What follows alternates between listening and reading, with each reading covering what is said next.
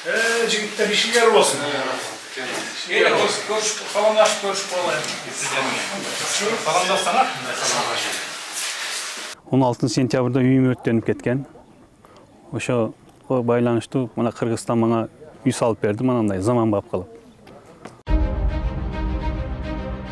Президент Садыр Жапаров бүгін 24 декабрда Баткен облысына болгон жумушчу сапарынын алкагында үстүбүздөгү жылдын 14-17 сентябрында кайгылуу окуялардын кесепетинен жергиликтүү тургундардын үйлөрү талкаланган Аксай жана Капчыгай айылдарына барды. Президенттин басма сөз кызматынан билдиргенде, мамлекет башчысы турак жайлардын курулушунун жүрүшү менен таанышты. Учурда Аксай айылында 51 турак жайда курулуш иштери жүрүп жаткандыгы тууралуу маалымат алды. Бардык үйлөрдүн пайдубалын түптөө иштери бүткөрүлүп, 17 үйдүн дубалы, 5 үйдүн чатырын жабуу аяктады. 14 үйдө дубалдардын ички ремонтун бүткөрүү иштери жүрүп жатат. Турак жайларды кароо учурунда Садыр Жапаров каргашалуу окуянын кесепетинен уулунан ажыраган жергиликтүү тургундардын биринин жаңы курулуп жаткан үйүнө кирип, курулушунун сапатын жана жашоо үчүн бардык зарыл болгон бардык шарттар бар экендигин көрдү. Ал жерде маркумдун жакындарына көңүл айтып Куран окуду. Мамлекет башчысы Капчыгай айылына барганда каргашалуу окуянын кесепетинен үйлөрдүн дээрлик бары талкаланганын, бүгүнкү күндө 75 үйдө курулуш иштери жүрүп жаткандыгы тууралуу маалымат берилди. Бардык үйлөрдүн пайдубалын түптөө курулуш иштери аяктады. 17 үйдүн дубалы бүткөрүлүп, 26 үйдүн плиталары орнотулууда, 31 үйдүн чатырын жабуу иштери аяктаган. Керектүү материалдар жетиштүү өлчөмдө бар жана турак жайларды тез аранын ичинде пайдаланууга берүү үчүн бардык күч-аракеттер жумшалууда. Бүткөндөн кийин бардык объекттер тийиштүү инфраструктура менен камсыздалат. Анын ичинде таза суу, көчөлөрү жарыктандыруу жана жолдорго асфальт төшөлөт. Президент курулуп жаткан үйлөр менен таанышып чыгып, курулуш иштерин сапаттуу жүргүзүүнүн, үйлөргө ыңгайлуу жашоо үчүн зарыл шарттарды түзүүнүн маанилүүлүгүн баса белгиледи. Ошол эле учурда президент Жапаров Баткен районундагы майор Райымбеков атындагы Капчыгай чек ара заставасында болуп, аскер кызматкерлеринин кызмат өтөө шарттары менен таанышты.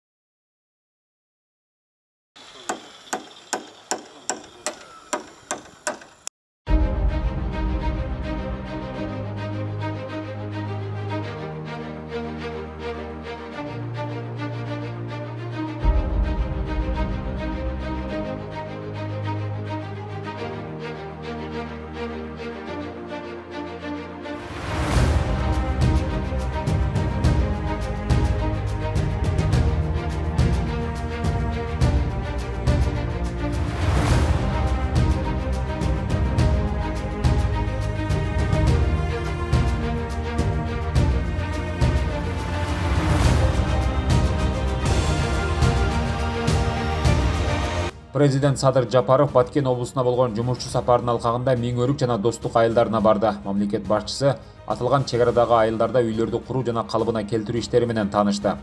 Азыркы тапта Миңөрүк айылында 37 турак жайда курулуш иштери жүрүп жатат. Анын 16-сында үйдүн ички ремонтун бүтүрүү иштери жүрүп, 10 үйдүн чатыры жабылды. Достук айылында бардык 59 үйдүн пайдубалын түптөө аяктады, 4 үйдүн дубалы тургузулду. 36-сында плиталар орнотулууда, 14 үйдүн чатырын жабуу иштери жүрүүдө. Курулуштун жүрүшү менен таанышкан президент жергиликтүү тургундардын талкаланган турак жайларын калыбына келтирүү иштерин тездетүүнү тапшырып, курулуш иштеринин бардык нормаларды жана тиешелүү стандарттарды сактоо менен жүргүзүүнүн маанилүүлүгүн белгиледи. Садыр Жапаров ошондой эле жергиликтүү тургундардын ыңгайлуу жашоосу үчүн айылды тийиштүү инфраструктура менен камсыздоону тапшырды. Мамлекет башчысы турак жайларды көрүп чыккандан кийин 2 айылдын тургундары менен жолугушту. Алар насыя алуу, атап айтканда пайызсыз насыя алуу мүмкүнчүлүк берүү, ирригациялык тармактарды өнүктүрүү, социалдык жеңилдиктер, ички жолдорду куруу жана социалдык объектилерди, айрыкча мектептерди куруу боюнча көйгөйлөрдү көтөрүштү. Садыр Жапаров мамлекеттин негизги максаттарынын бири карапайым элдин турмушун жакшыртуу экенин баса белгиледи. Бул үчүн зарыл болгон шарттардын бардыгы этап менен ишке ашат. Өз кезегинде жергиликтүү тургундар мамлекет башчысы Садыр Жапаровго жалпы аймакка көңүл буруп, алардын айылдарындагы калыбына келтирүү иштеринин жүрүшү менен жеке таанышканы үчүн ыраазычылык билдиришти. Ошол менен бирге алар Баткен облусуна өзгөчө макам берүү аймактын өнүгүшүнө салым кошо баштаганын баса белгилешти.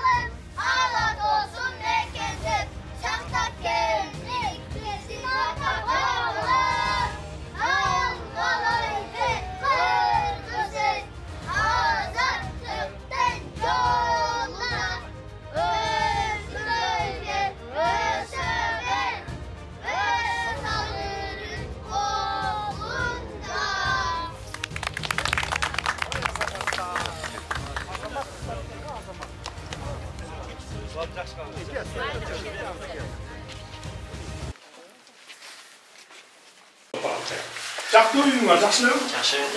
Жакшылабы? Буруктуу үйүң канча комнаталы?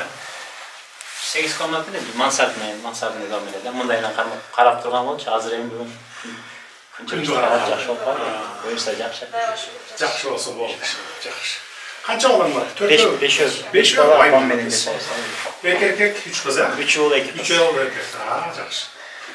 Бактылуу болсун. Жакшы болду. Жигиттер ишиңер болсун. Эне көрүшүп, саламдашып көрүшүп алайын. Саламдашсаңар.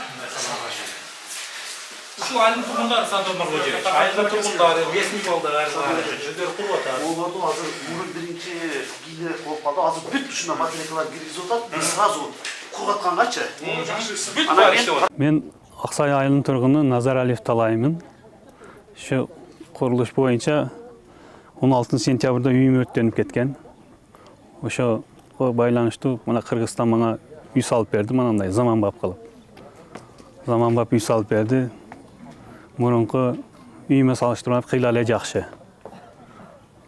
Бышык кызыл кирпичтен үй салып берди. Эми ошол Кыргызстандыктарга чоң рахмат, ушул өкмөтүбүзгө, элибизге, ушуну бизди ушинтип таштап койбой карап неме кылган үчүн ыраазычылык билдирем. Үйдө шарттар жакшы. Бир чоң конок келе турган немеси бар, 2 спальни бар, кухнясы ham чоң экен. Душу, ваннасы бардыгы бар. Биздин шартка ылайыктуу заманбап үй салып берди. Мен өзүм үй билем, 3 балам бар. Экөө кыз, бирөөсү уул. Балам аскер менен контракт менен иштейт эле. Ошол 16 сентябрь күнү өтүп кетти, кайтыш болуп кетти. Ошол бир 6 солдат менен кайтыш болуп кетти ошол. Анан 2 кызым бар. Бирөөсүн турмушка чыгарган, бирөөсү ал кичинекей. Мектепке кире элек.